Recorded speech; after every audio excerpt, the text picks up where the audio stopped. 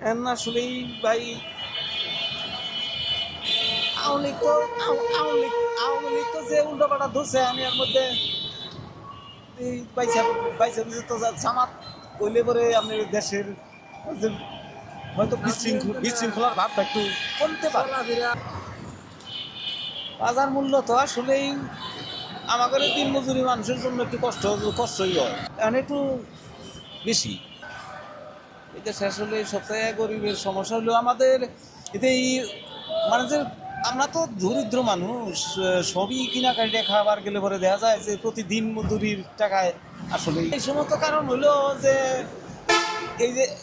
Long time একটা সরকার ক্ষমতায় থেকে গেল, হয়তো বা যদি কোনো সময় দেখা গেল যে ওই আপনার এখন মোটামুটি যে পর্যায়ে আসা আসছিল, তবে ন্যায্য মূল্যের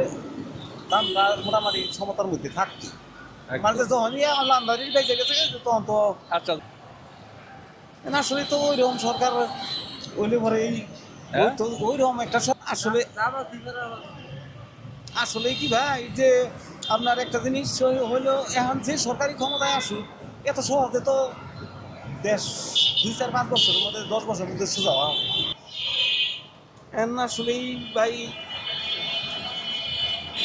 আওয়ামী লীগ তো যে উল্টোপাল্টা ধরছে আমি এর মধ্যে এই পয়সা দিচ্ছে তো জামাত করলে পরে আপনি দেশের যে হয়তো বিশৃঙ্খলার ভাবটা একটু কমতে পারে।